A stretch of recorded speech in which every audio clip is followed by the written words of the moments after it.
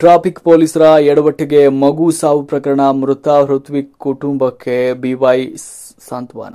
Traffic ಪೊಲೀಸರ ತಪಾಸಣೆ ವೇಳೆ ಸಾವನ್ನಪ್ಪಿದ ಮಗು ಹೃತಿಕ್ಷಾ ಕುಟುಂಬಕ್ಕೆ ಬಿಜೆಪಿ ರಾಜ್ಯಾಧ್ಯಕ್ಷ ಬಿವೈ ವಿಜಯೇಂದ್ರ ಸಾಂತ್ವನ ಹೇಳಿದ್ದಾರೆ.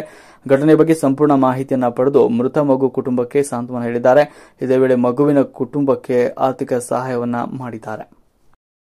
ಆ ಮಗುವನ್ನ ಇವ್ರು ಹಾಸ್ಪಿಟಲ್ ಕರ್ಕೊಂಡು ಬಂದಾರೆ. ತಾಲೂಕ್ ಹಾಸ್ಪಿಟಲ್ ಅದನ್ನ ಚಿಕಿತ್ಸೆ ಕೊಡಬೇಕಲ್ವಾ? ಇವರು ಡಾಕ್ಟರ್ ಆಗ್ಲಿ ಇವರಾಗ್ಲಿ ಔಷಧಿನೇ ಆಮೇಲೆ ಆಂಬುಲೆನ್ಸ್ ಕೊಡ್ತಿಲ್ಲ.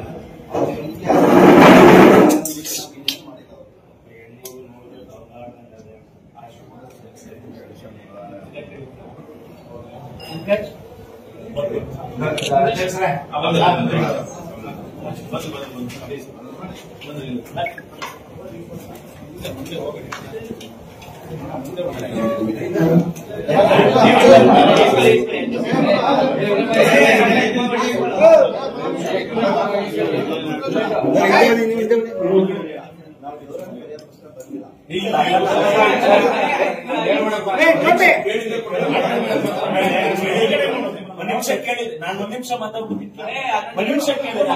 ನಾವು ಅಣ್ಣ ನಿಮ್ಗೆ ಈಗ ಹೇಳ್ತೇವೆ ಋತಿಕ್ಷಾ ಸುರಕ್ಷಾ ಅಂತ ಋತಿಕ್ಷಾ ಸುರಕ್ಷಾ ಅಂದ್ಬಿಟ್ಟು ನಾನು ಆ ಮಗಳ ಹೆಸರಲ್ಲಿ 10,000 ಹೆಲ್ಮೆಟ್ ನ ಕೊಡ್ತಾ ಇದ್ದೀನಿ.